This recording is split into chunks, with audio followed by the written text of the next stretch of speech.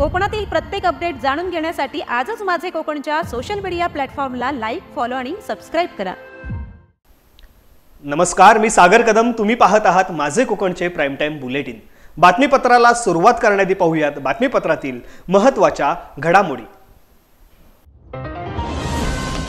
रायगडमध्ये दरड कोसळून वृद्ध महिला जागीच ठार, गावावर शोककळा। मात्र नेत्यांच्या पत्नींमध्ये घटनास्थळी राडा, उसळला ग्रामस्थांचा संताप।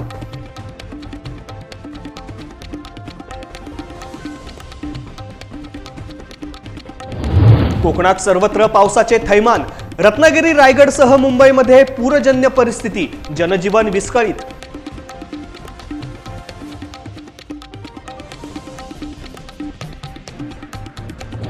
रायगडमध्ये आरोग्य कर्मचाऱ्यांचे बेमुदत आंदोलनाचे आव्हान, शासन निर्णयाला दिरंगाई, कर्मचारी आक्रमक। 19 ऑगस्ट पासून आरोग्य सेवा होणार ठप्प, रुग्णांना बसणार फटका।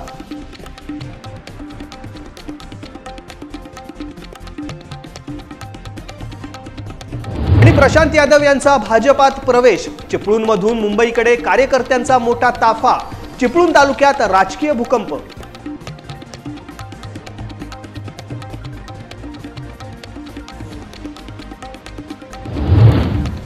आता पाहूया सविस्तर वृत्त। सुरुवातीलाच एक धक्कादायक घटना समोर येते। रायगड जिल्ह्यातील मुरुड तालुक्यातील मेटेगार गावात आज सकाळी भीषण दुर्घटना घडली आहे। दरड कोसळल्याने विठा मोतीराम गायकर वय वर्ष 75 या वृद्ध महिलेचा जागीच मृत्यू झाला।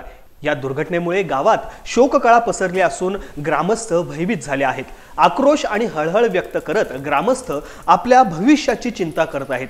अशा परिस्थितीत आमदार महेंद्र दळवी यांच्या पत्नी मानसी दळवी आणि शेकापच्या प्रवक्त्या चित्रलेखा पाटील घटनास्थळी पाहणी करण्यासाठी पोहोचल्या। मात्र तिथे एक अप्रिय घटना घडली। चित्रलेखा पाटील यांनी सत्ताधाऱ्यांच्या भूमिकेवरती प्रश्नचिन्ह उभे करत दुर्घटनेबद्दल जाब विचारला, ज्यामुळे मानसी दळवी संतप्त झाल्या आणि बाचाबाची झाली। यानंतर दोन्ही नेत्यांमध्ये भर रस्त्यात जोरदार राडा झाला। गावकऱ्यांनी या प्रकारावरती तीव्र नाराजी व्यक्त करत नेत्यांना खडे बोल सुनावले। आम्हाला तुमच्या सहानुभूतीची गरज नाही, कृपया इथून निघून जा, असे गावकऱ्यांनी त्यांना स्पष्टपणे सांगितले। दरम्यान चित्रलेखा पाटील यांनी तातडीने उद्धव ठाकरे शिवसेनेच्या स्थानिक कार्यकर्त्यांना मदत कार्यासाठी सूचना दिल्या आणि गावकऱ्यांच्या मागण्या पूर्ण करण्याचे आश्वासन दिले। या घटनेमुळे गावात तणावाचे वातावरण आहे।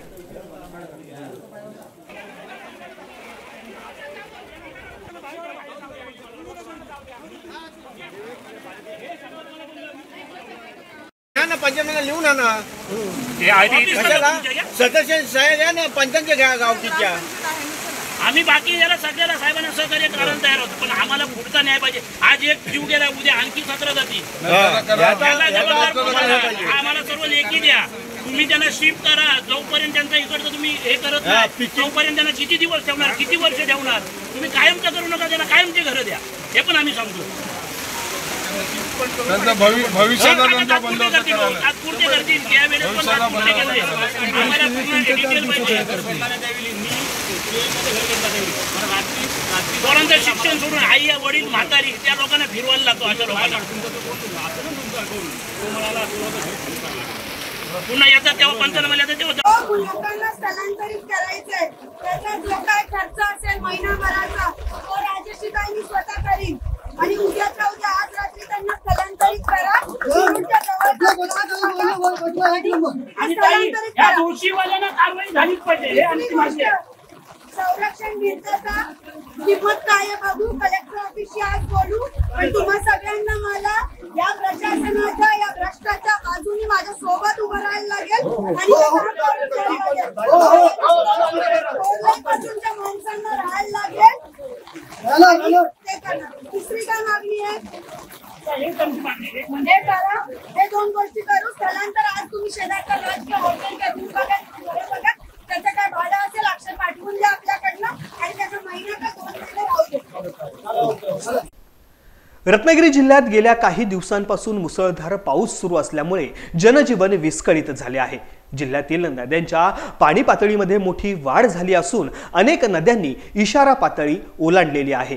खेड तालुक्यातील जगबुडी नदीने धोक्याची पातळी ओलांडल्यामुळे प्रशासनाने नागरिकांना सतर्कतेचा इशारा दिलेला आहे। चिपळूणमधील वाशिष्ठी, संगमेश्वरमधील शास्त्री, सोनवी, बावनदी, रत्नागिरी तालुक्यातील काजळी आणि राजापूरमधील कोदवली या नद्यांनी देखील इशारा पातळी ओलांडलेली आहे। काही नद्या धोका पातळीच्या जवळपास पोहोचल्या आहेत। काजळी नदीने पात्र सोडल्यामुळे चंदेराई, हरचेरी, सोमेश्वर अशा गावांमध्ये पाणी शिरले असून चिपळूणमध्ये पूर सदृश्य परिस्थिती निर्माण झाली आहे। प्रशासनाकडून नागरिकांना सुरक्षित स्थळी हलवण्याची व्यवस्था करण्यात येत आहे।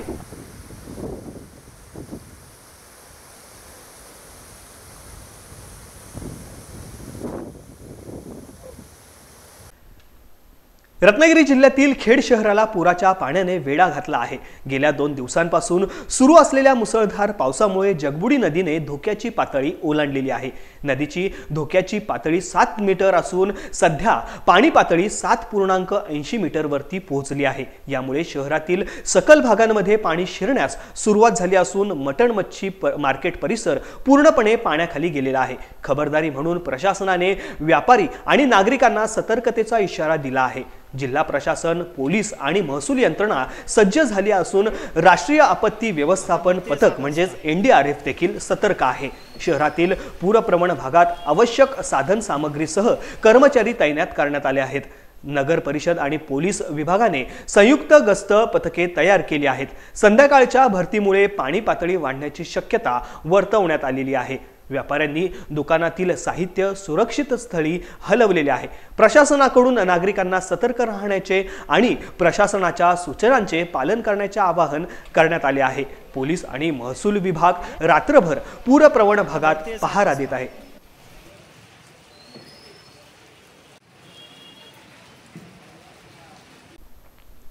रत्नागिरी जिल्ह्यातील चिपळूणमध्ये वाशिष्ठी नदीच्या पाणी पातळीमध्ये सध्या वाढ झाली आहे। सध्या नदीची पाणी पातळी 5.5 मीटर असून ती इशारा पातळीवरती पोहोचली आहे। कोळकेवाडी धरण क्षेत्रात गेल्या 24 तासात 220 मिलीमीटर पावसाची नोंद झाली आहे। आज सकाळी 8 ते 10:30 या वेळेत आणखी 60 मिलीमीटर पाऊस पडला आहे। यामुळे नदीच्या पाणी पातळीत वाढ होण्याची शक्यता आहे। प्रशासनाने शहरातील एकूण 11 ठिकाणी नगरपालिका, महसूल, पोलीस आणि NDRFच्या पथकांची तैनाती केलेली आहे। तसेच 5 ठिकाणी बोटींची व्यवस्था करण्यात आली आहे। नागरिकांनी सतर्क राहावे, कामाशिवाय घराबाहेर पडू नये आणि कोणत्याही अफवांवरती विश्वास ठेवू नये असे आवाहन प्रशासनाने केले आहे। पुढील काही तास महत्त्वाचे असून प्रशासनाकडून परिस्थितीवरती लक्ष ठेवले जात आहे। सर्व व्यापारी बंधूंना सूचित करण्यात येते की आज चिपळूण शहरामध्ये जोरदार अतिवृष्टीमध्ये पावसाचे पाणी व पुराचे पाणी हे बाजारपेठेत आलेले आहे। तरी आपल्या आस्थापनेतील माल हा सुरक्षित स्थळी हलवावा।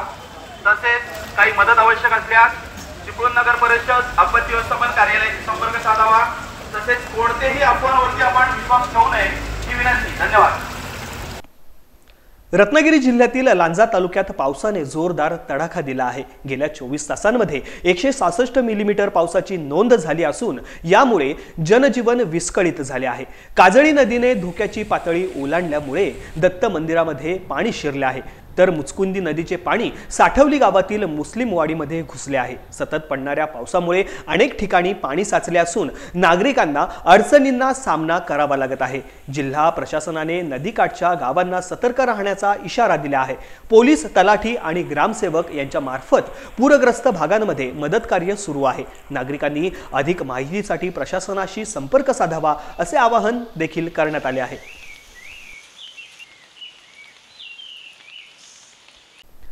रायगड जिल्ह्यात गेल्या 4 दिवसांपासून धो-धो पाऊस कोसळत आहे, ज्यामुळे जनजीवन पूर्णपणे विस्कळीत झाले आहे। जिल्ह्यातील प्रमुख नद्या दुथडी भरून वाहत असून काही नद्यांनी धोक्याची पातळी ओलांडलेली आहे। पाली खोपोली राज्य मार्गावरती पालीजवळ आंबा नदीच्या पुलावरती पाणी साचल्यामुळे वाहतूक ठप्प झाली आहे। मुंबई गोवा राष्ट्रीय महामार्गावरही अनेक ठिकाणी पाणी साचल्याने गाड्या संथ गतीने चालत आहेत। जिल्ह्यातील परिस्थिती गंभीर बनली असून नदी आणि समुद्र किनाऱ्याजवळील गावांना सुरक्षित ठिकाणी हलवण्यात आलेले आहे। जिल्हा प्रशासन आणि पोलीस प्रशासन यांनी नागरिकांना सतर्क राहण्याचे आवाहन केले आहे। अतिवृष्टीच्या काळात घराबाहेर न पडण्याचे आणि सुरक्षित स्थळी आश्रय घेण्याचे प्रशासनाने सांगितले आहे। नागरिकांनी अफवांवरती विश्वास ठेवू नये असे आवाहनही करण्यात आले आहे।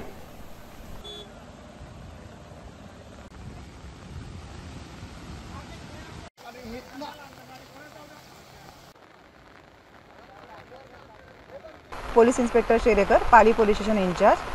वाहतुकीचा खोळंबा खूप प्रमाणात नाही होते, पण अतिवृष्टी एक 4 दिवसापासून सुरू आहे, त्याच्यामुळे पाण्याचा प्रवाह खूप पूर परिस्थितीसारखा आहे. तरी नागरिकांना आम्ही आवाहन करत असतो, नागरिकांना सोशल मीडियातून आम्ही आवाहन केलेलं आहे, खूप जास्त गरज असेल तरच घराबाहेर पडा.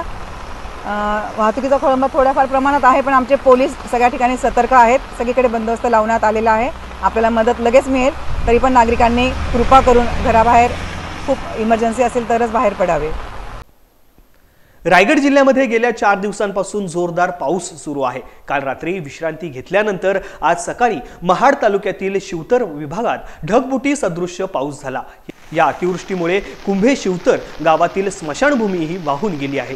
आंबे शिवतर, आंबे नळी आणि सह्याद्री वाडी या गावांचा संपर्क काही वेळासाठी तुटला होता. यामुळे शिवतर विभागातील नागरिकांनी प्रशासनाकडे संरक्षण भिंतीची मागणी केली आहे. त्याचप्रमाणे सावित्री नदीने पुन्हा एकदा धोक्याची पातळी ओलांडल्यामुळे महाडमधील दस्तुरी नाका परिसरात पाणी शिरण्यास सुरुवात झाली. दस्तुरीकडून रायगड खिंडीकडे जाणाऱ्या मार्गावरील नागरिकांनी प्रवास टाळावा असे आवाहन महाड प्रशासनाने केले आहे. प्रशासनाकडून परिस्थितीवरती लक्ष ठेवण्यात येत असून नागरिकांना सतर्क राहण्याचा इशारा देण्यात आलेला आहे.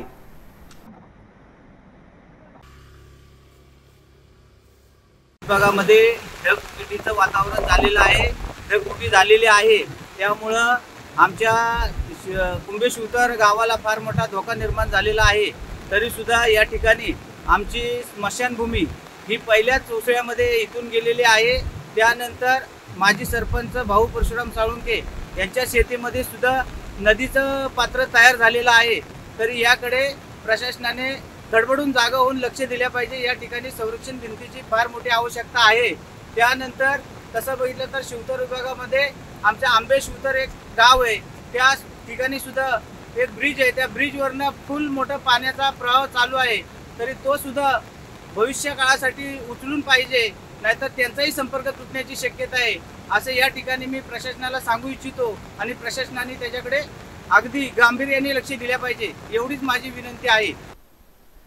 रायगड जिल्ह्यातील माणगाव जवळच्या कळमजे गावानजीकच्या गोद नदीला आलेल्या पुरामुळे मुंबई गोवा महामार्गावरती मोठा परिणाम झाला होता.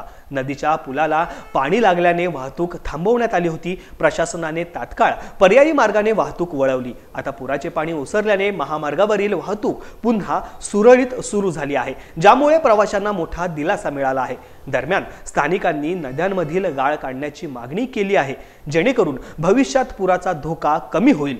रायगड जिल्ह्यात पावसाने थैमान घातल्यामुळे अनेक ठिकाणी मोठं नुकसान झालं आहे. प्रशासनाकडून परिस्थितीवरती लक्ष ठेवण्यात येत आहे. रायगड जिल्ह्यातील पनवेल शहरात अतिवृष्टीचा इशारा देण्यात आलेला आहे, ज्यामुळे खबरदारी म्हणून महापालिकेने शहरातील 318 नागरिकांना सुरक्षित स्थळी हलवले आहे. कोळीवाडा, भारतनगर, झोपडपट्टी आणि पटेल मोहल्ला येथील नागरिकांचे स्थलांतर करण्यात आले आहे. 125 जणांना कोळीवाडा शाळेत, 133 जणांना उर्दू प्राथमिक शाळेत तर 60 जणांना क्रीडा संकुलात हलवण्यात आले आहे. महापालिकेकडून स्थलांतरित नागरिकांसाठी चहा, नाश्ता, जेवण, आरोग्य सेवा आणि पाण्याची व्यवस्था करण्यात आली आहे. वैद्यकीय विभागाने तात्काळ आरोग्य सेवा सुरू केली आहे. परिस्थिती नियंत्रणात असून नागरिकांनी कोणत्याही परिस्थितीत घाबरू नये असे आवाहन महापालिका आयुक्त मंगेश चितळे यांनी केले आहे. अतिरिक्त आयुक्त आणि उपायुक्तांनी सर्व विभागांना सतर्क राहून योग्य समन्वय ठेवण्याचे आदेश दिले आहेत.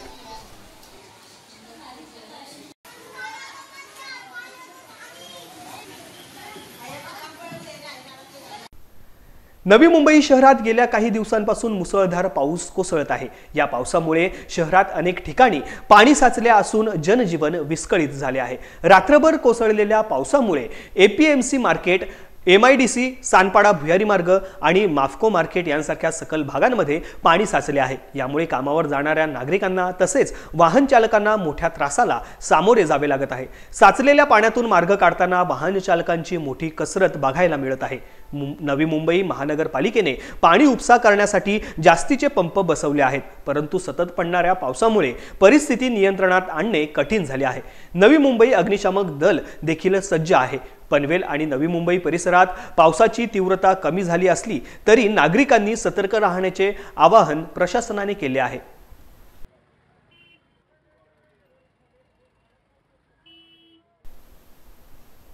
मुंबईच्या अंधेरी पश्चिम भागात गेल्या 2 दिवसांपासून सुरू असलेल्या मुसळधार पावसामुळे जनजीवन विस्कळीत झाले आहे। जेपी रोड, वीरा देसाई रोड आणि अंधेरी सबवे परिसरात मोठ्या प्रमाणात पाणी साचल्याने वाहतूक कोंडी झाली होती। बॅरिगेट्स पर्यंत पाणी भरल्यामुळे नागरिकांना ये जा करण्यात अडचणी येत आहेत।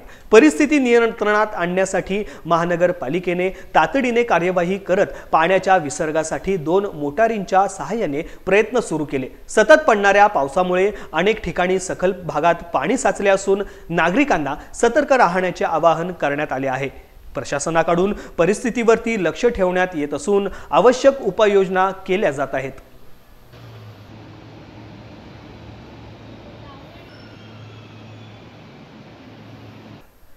मुंबईमध्ये मुसळधार पावसामुळे रेल्वे वाहतूक विस्कळीत झाल्यानंतर आता विमानसेवेवरही याचा परिणाम झाला आहे। जोरदार पावसामुळे मुंबई विमानतळाच्या रनवेवरती पाणी साचले आहे, ज्यामुळे विमानांचे उड्डाण आणि आगमन थांबवण्यात आले आहे। अनेक विमानांना उशीर होत असल्यामुळे प्रवाशांना मोठ्या त्रासाला सामोरे जावे लागत आहे। विमानतळावरती प्रवाशांची मोठी गर्दी झाली आहे। प्रवाशांना त्यांच्या विमान कंपन्यांकडून माहिती मिळवण्याचा सल्ला देण्यात येत आहे। सुरक्षेच्या कारणास्तव विमानसेवा तात्पुरती थांबवण्यात आली आहे आणि परिस्थिती सुधारल्यानंतर विमानसेवा पूर्ववत सुरू होण्याची शक्यता आहे। प्रवाशांना होणाऱ्या गैरसोयीबद्दल विमानतळ प्रशासनाने दिलगिरी व्यक्त केली आहे। वेळेनुसार विमानसेवा पूर्ववत सुरू होईल अशी माहिती देण्यात आली आहे।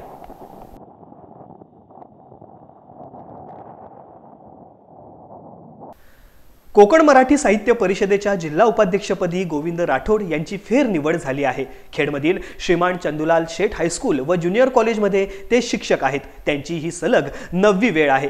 गोविंद राठोड यांनी यापूर्वी कोकणातील साहित्यिक ना.सी. पेंडसे यांच्या जन्मशताब्दी वर्षानिमित्त दापोली येथे विभागीय अधिवेशनात हरणईचा दीपस्तंभ श्री ना. पेंडसे या पुस्तकाचे प्रकाशन केले होते। खेड तालुका आणि जिल्ह्यात अनेक साहित्यिक कार्यक्रमांमध्ये त्यांनी सक्रिय सहभाग घेतला आहे। ते रत्नागिरी जिल्हा राष्ट्रभाषा प्रचार समितीचे जिल्हा संघटक म्हणूनही कार्यरत आहेत। तसेच पुणे राष्ट्रभाषा प्रचार समितीच्या राज्य कार्यकारिणीवरती सदस्य म्हणून काम पाहत आहेत। त्यांच्या या निवडीबद्दल सहजीवन शिक्षण संस्थेचे कार्याध्यक्ष मंगेशभाई बुटाला, चंदूलाल शेठ हायस्कूलचे चेअरमन राजेश बुटाला, मुख्याध्यापक विजय मस्के आणि शिक्षक उत्तम कांबळे यांच्यासह अनेक मान्यवरांनी त्यांचे अभिनंदन केले आहे। रायगड जिल्ह्यात राष्ट्रीय आरोग्य अभियानातील कर्मचाऱ्यांनी 19 ऑगस्ट पासून बेमुदत आंदोलनाचा पवित्रा घेतला आहे। शासनाने 14 मार्च 2024 रोजी कर्मचाऱ्यांच्या नियमित सेवेच्या समायोजनाचा निर्णय घेतला होता, परंतु 1.5 वर्षानंतरही त्याची अंमलबजावणी न झाल्याने कर्मचाऱ्यांमध्ये असंतोष आहे। संघटनेने नियमितीकरणासोबतच मानधन वाढ, लॉयल्टी बोनस, भविष्य निर्वाह निधी, विमा सुविधा आणि बदली धोरण यांसारख्या मागण्यांवरही जोर दिला आहे। आरोग्य मंत्र्यांनी यापूर्वी सकारात्मक चर्चा केली, मात्र ठोस कार्यवाही न झाल्याने कर्मचाऱ्यांनी आंदोलनाचा मार्ग निवडला आहे। यामुळे महानगरपालिका क्षेत्रातील आरोग्य सेवांवर मोठा परिणाम होण्याची शक्यता आहे। विविध आरोग्य कार्यक्रम, रक्तपेढी, डायलिसिस, लसीकरण आणि अहवाल तपास करण्याची कामे ठप्प होण्याची शक्यता आहे, असे कर्मचाऱ्यांनी प्रशासनाला कळवले आहे। अनेक वर्षांपासून अल्प मानधनावर काम करणाऱ्या कर्मचाऱ्यांच्या या भूमिकेमुळे सामान्य रुग्णांना त्रास होण्याची शक्यता आहे। शासनाने त्वरित निर्णय घेऊन मागण्या मान्य न केल्यास आंदोलन सुरूच ठेवण्याचा निर्धार कर्मचाऱ्यांनी व्यक्त केला आहे। आता यावर शासन काय भूमिका घेते याकडे लक्ष लागले आहे। हे काम बंद आंदोलन आजपासून जे चालू आहे, हे शासनाने राष्ट्रीय ग्रामीण आरोग्य अभियान अंतर्गत कार्यरत सर्व 71 केडरचे समायोजन करण्यासाठी 14/3/2024 रोजी एक GR काढला होता। सदर GR नुसार वाहन चालक आणि चतुर्थ श्रेणीच्या कर्मचाऱ्यांचे समायोजन केले। उरलेल्या 69 केडरचे समायोजन आज 16 महिने झालेले आहेत, तरी पण झालेलं नाहीये। ते तातडीने करावं किंवा त्याच्यावर योग्य ती कारवाई करावी, यासाठी आज हे काम बंद आंदोलन इथे आम्ही चालू केलेलं आहे। हे सदर काम बंद आंदोलन अख्ख्या महाराष्ट्रात सगळ्या जिल्ह्यामध्ये चालू आहे आणि जिथपर्यंत शासन आम्हाला या समायोजनाच्या बाबत कुठल्याही प्रकारचा ठोस पुरावा किंवा कागद देत नाहीत, तिथपर्यंत हे काम बंद आंदोलन आम्ही चालू ठेवणार आहोत। आम्ही आज गेली 20 वर्ष राष्ट्रीय ग्रामीण आरोग्य अभियान या अभियानामध्ये गेली 20 वर्ष आम्ही कार्यरत आहोत। सगळ्या प्रकारचे म्हणजे ANM आहेत, डाटा ऑपरेटर आहेत, फार्मासिस्ट आहेत, LHP आहेत, GNM आहेत विविध कॅडरचे आम्ही लोक गेली 20 वर्ष यामध्ये काम करतोय आणि शासनाने गेली मागच्या 14 मार्च 2024 रोजी जो GR काढला की आम्हाला शासन सेवेत सामावून घेऊ, परंतु आज 16 महिने होऊन पण त्यावरती अंमलबजावणी केलेली नाहीये। तर आमची एकच मागणी आहे की त्या GRचा शासनाने त्वरित विचार करून त्याची अंमलबजावणी करून आम्हाला सर्वांना शासन सेवेमध्ये घ्यावे। आणि कोविड काळामध्ये पण बरेच सगळ्यांनी आम्ही मेहनत घेतलेली आहे, त्याचा देखील शासनाने विचार करावा आणि जोपर्यंत आम्हाला शासन सेवेमध्ये घेत नाही तोपर्यंत समान काम समान वेतन द्यावे, एवढीच आमची या आंदोलनामागे एक उद्दिष्ट आहे। माणगाव शहरातील साईनगरचा राजा म्हणून ओळखल्या जाणाऱ्या गणेशोत्सवाचे 20 ऑगस्ट रोजी आगमन होणार आहे। या सोहळ्यासाठी मंडळाने जय्यत तयारी देखील केली आहे। साईनगर गणेशोत्सव मंडळ गेली 23 वर्षे गणेशोत्सव साजरा करत आहे आणि यावर्षी मंडळ 24व्या वर्षात पदार्पण करत आहे। विविधतेतून एकता दर्शवणारे हे मंडळ माणगावात प्रसिद्ध आहे। येत्या 20 ऑगस्ट रोजी सायंकाळी 5 वाजता साईनगरच्या राजाचे आगमन होणार असून या मंगल सोहळ्यात सहभागी होण्याचे आवाहन मंडळाने माणगाव तालुक्यातील गणेश भक्तांना केले आहे। साईनगर मंडळाची वाटचाल रौप्य महोत्सवी वर्षाकडे यशस्वीपणे सुरू आहे, त्यामुळे भाविकांमध्ये उत्साहाचे वातावरण आहे।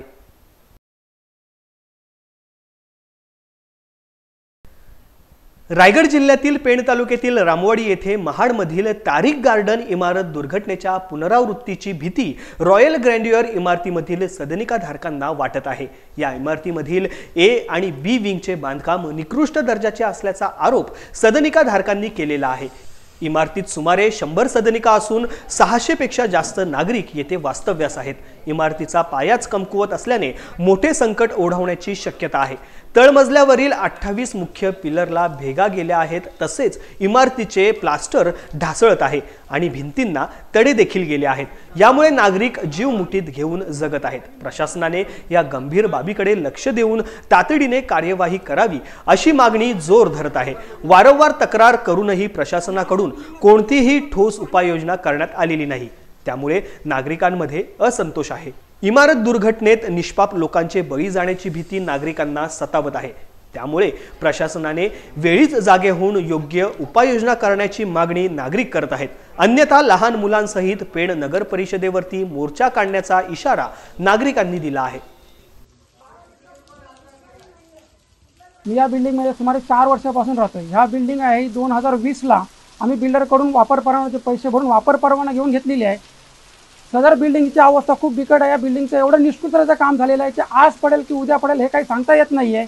सदर बिल्डिंगला क्रॅक गेल्याबद्दल आम्हाला 2024मध्ये समजलं, जेव्हा आमची ही बिल्डिंग आहे 2020ला वापर परवाना अंतर्गत आम्ही टेकओव्हर केलेली आहे। 2020ला आमची सोसायटी रेट झालेली आहे आणि 2020च्या हिशोबात जे आमच्या ॲग्रीमेंटला नकाशे वगैरे आहेत त्या हिशोबात आम्ही त्याच्या जागेच्या हिशोबात आम्ही ॲग्रीमेंट केलेला आहे। ॲग्रीमेंट केल्यानंतर 2023ला बिल्डरने नवीन प्लॅन रिवाईज केला। त्या संदर्भात आमचे 2 बिल्डिंगमधील अंतर 8 मीटर होते ते 6 मीटर केले। नवीन इमारत D विंग जी पहिले आम्हाला दाखवण्यात आली ती फक्त 4 मजल्याची होती। कालांतराने त्याला FSI वगैरे वाढी भेटल्यानंतर आमची संबंधित जागा वापरून त्याने ती 8 मजल्याची केली। 8 मजल्याचे करताना 2 बिल्डिंगमधले अंतर 8 मजल्याचं होते ते 6 मीटरचं केलं। 6 मीटरचं अंतर करताना त्या D विंगच्या बिल्डिंगच्या खोदकामामुळे आमच्या बिल्डिंगला तडा गेल्यात। या तड्यात जेव्हा आम्हाला निष्कर्षात आला, आम्ही नगरपालिकेला विचारणा केली असता नगरपालिकेने त्याचं ऑडिट करण्यास संबोधित केलं। सदर ऑडिट हे VGTAतर्फे करण्यात होतं, पण VGTAतर्फे न करता बिल्डर आरेरावी करायला लागला। याचा पाठपुरावा म्हणून आमदार तटकरे साहेब, आमदार रविशेठ पाटील साहेब आणि कलेक्टर साहेब यांना वारंवार भेटी देऊन आम्ही हे ऑडिट बाटूकडून करून घेतलं। जेव्हा बाटू कॉलेज डॉक्टर बाबासाहेब आंबेडकर या प्रशासकीय कॉलेजतर्फे ऑडिट करण्यात आलं, तेव्हा या बिल्डिंगची खरी परिस्थिती समजण्यात आली की या बिल्डिंगला खाली शिगाच वापरलेले नाही आहेत। कारण 2016मध्ये या बिल्डिंगला वापर परवाना फक्त 4 मजल्याचा असताना त्याच हिशोबात या बिल्डिंगचे बांधकाम 4 मजल्याच्या हिशोबात झालेलं आहे आणि 7 मजल्याचा वाढीव परवाना 2018मध्ये भेटल्यानंतर खाली जो बांधकाम केलेला आहे तो त्यांनी 7 मजल्या हिशोबात न करता 4 मजल्याचा केल्याचा असल्यामुळे लोडमुळे बिल्डिंगचा पूर्ण कॉलम्सला क्रॅक गेलेले आहेत।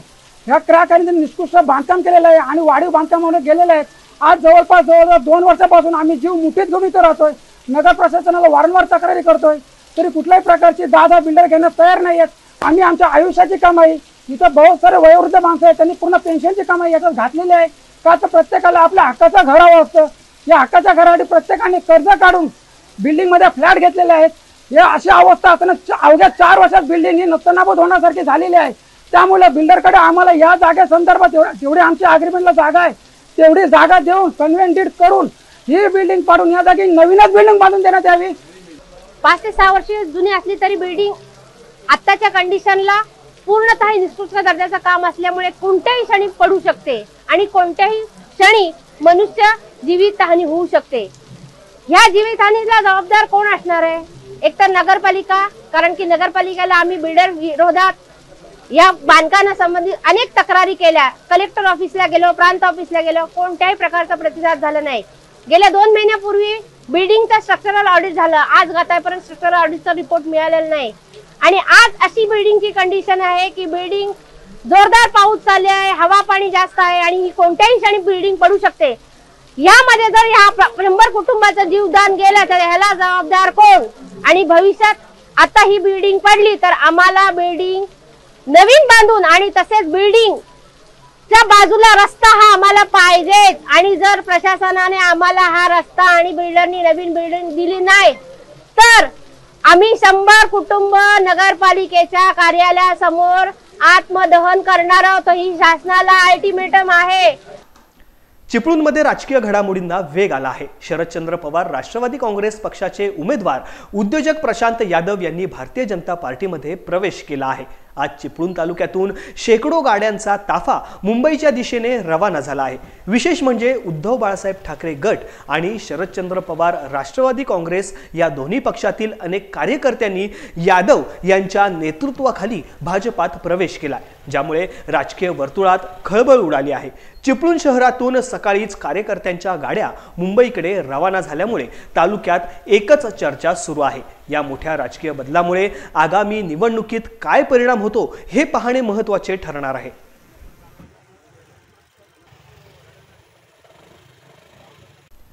सिंधुदुर्ग जिल्ह्यातील युवा नेते विशाल परब यांनी पुन्हा एकदा भारतीय जनता पार्टीमध्ये प्रवेश केला आहे. यापूर्वी विधानसभा निवडणुकीत अपक्ष उमेदवार म्हणून निवडणूक लढवल्यामुळे त्यांना निलंबित करण्यात आले.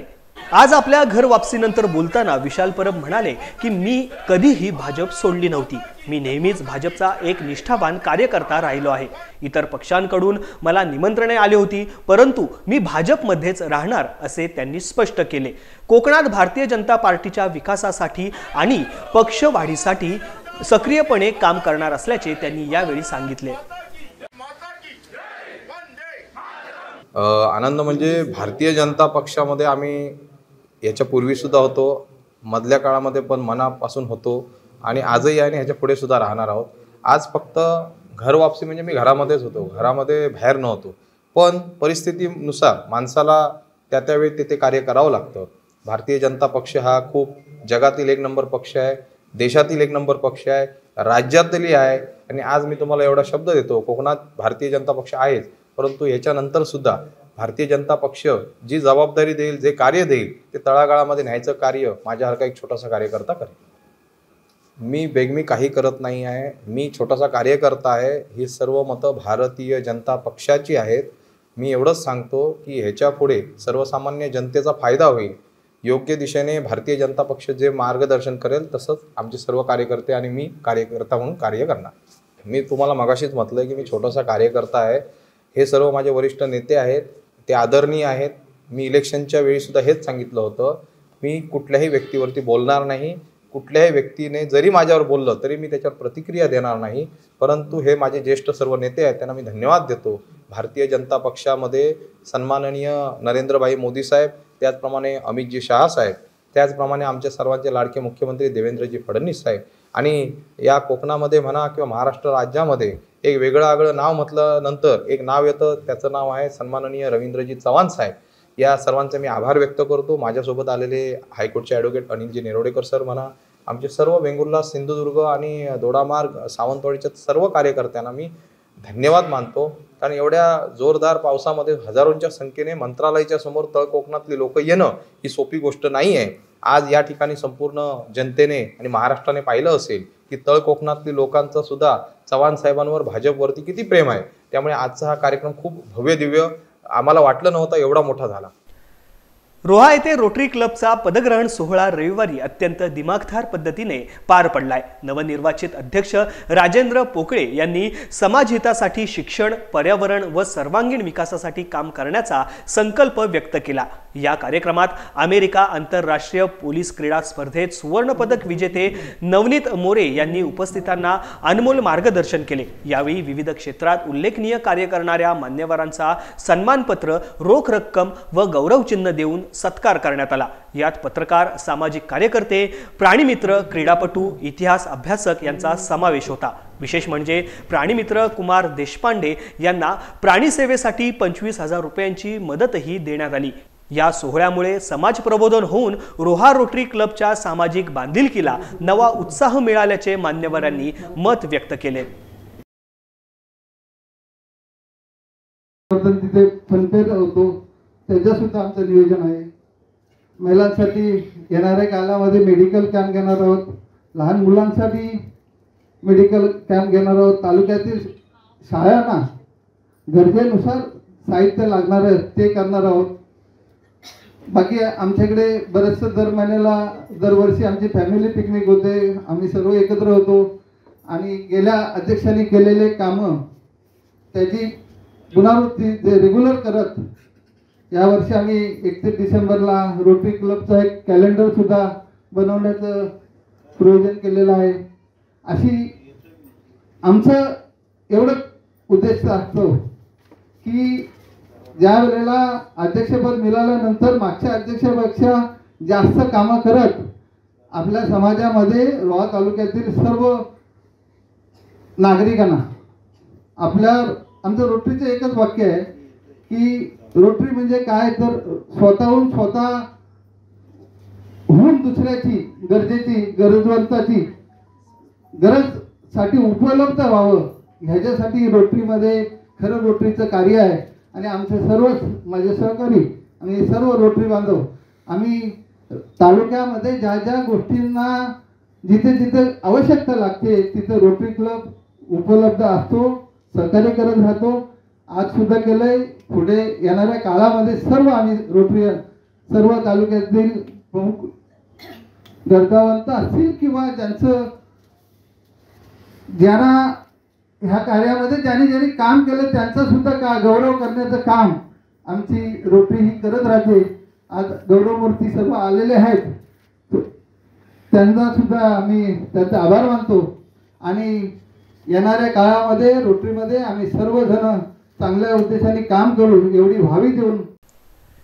यासह बातमीपत्रामध्ये वेळ झाली आता इथेच थांबण्याची। कोकणात घडणाऱ्या घडामोडींची इत्थंभूत माहिती मिळवण्यासाठी आणि अपडेट जाणून घेण्यासाठी तुम्ही पाहत राहा फक्त माझे कोकण।